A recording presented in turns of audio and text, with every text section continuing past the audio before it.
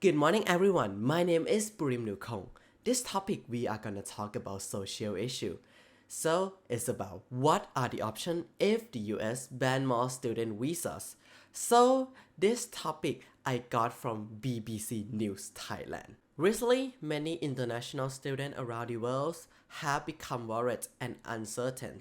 The US government under President Trump is planning to temporarily suspend student visa appointment. According to internal memo obtained by CBS News, the U.S. State Department has paused student visa appointment while they prepare to increase social media check for student and exchange visa applicants. This move is part of the broader crackdown by President Trump on several U.S. universities, which he sees as being too liberal. Trump has also ordered Harvard University to stop accepting international students, accusing the school of not doing enough to handle anti-Semitism on campus. However, Harvard has filed a lawsuit and just had temporarily blocked the ban. So, who is affected for the most?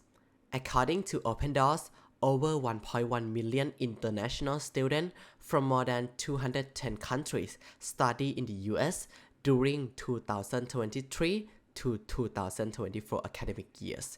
India has the highest number with over 330,000 students, followed by China with about 280,000. Other top countries include South Korea, Canada, Taiwan, Vietnam, Nigeria, Bangladesh, Brazil, and Nepal. U.S. Secretary of State Marco Rubio recently said the Trump administration would seriously revoke visa for Chinese students, especially those linked to the Chinese Communist Party or studying in sensitive fields. There are also plans to tighten visa rules for students from China and Hong Kong. China has strongly opposed this move and urged the U.S. to build more positive relations. Meanwhile, the Trump administration has already started deporting international students and revoking thousands of visas. At the end of March, Rubio said that at least 300 student visas has been revoked, mostly targeting those supporting pro-Palestinian protests. However, he did not mention which country the students were from. So, what are the impacts?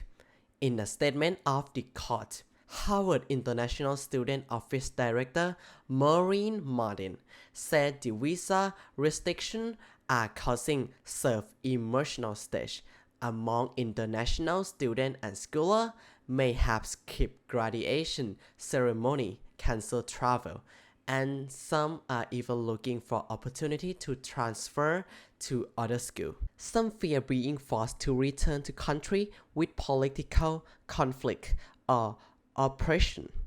Professor William Burstein, a senior expert in global education, said this policy will hurt the U.S. badly. He warned that while elite schools like Harvard might survive, public universities that depend on international student tuition may stutter. More importantly, he said the lack of diverse perspective in American classrooms is a serious concern. So, what other options do students have? Countries like Canada, UK, and Australia have been popular choices for international students.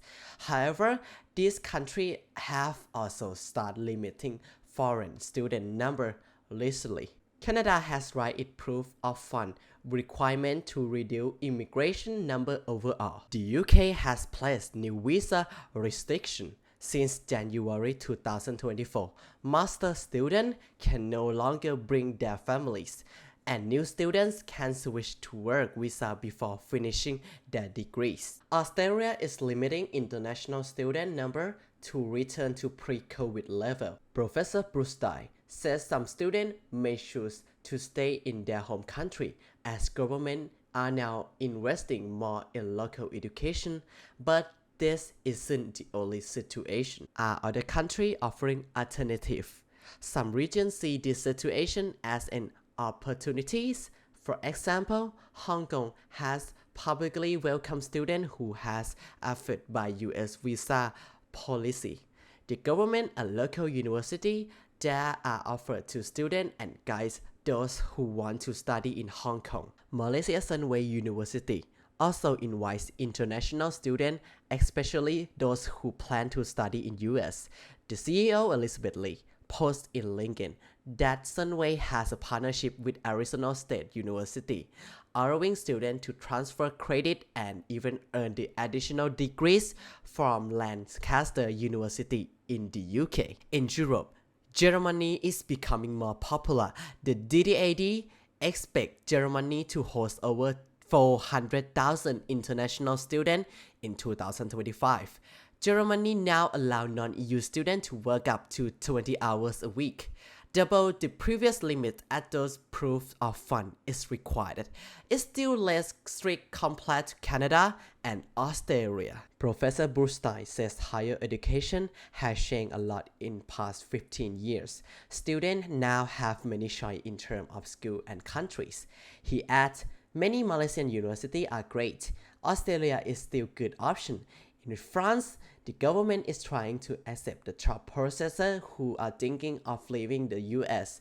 Europe still play a role, but I believe the real growth is happening in East and Southeast Asia. So, can students transfer to another campus abroad?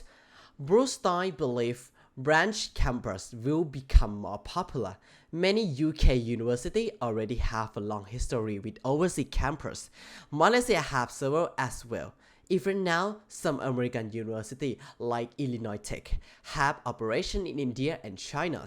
Harvard website say it offers international programs in over 50 countries, including Argentina, South Korea, Senegal, and Brazil. However, this is still unclear whether students will be able to transfer to those locations if the US ban becomes official.